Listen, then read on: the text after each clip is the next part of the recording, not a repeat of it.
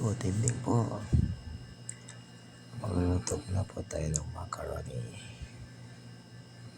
Gulat kayo kasi napakarami naman yan. May konting salo-salo lang po dito sa bahay.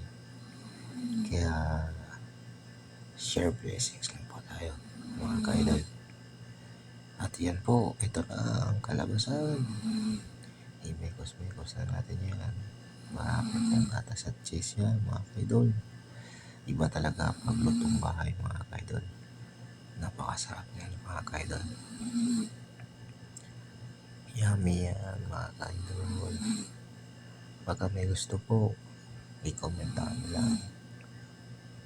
Salamat sa panonood mga kaidol. Please like and share naman po. Thank you.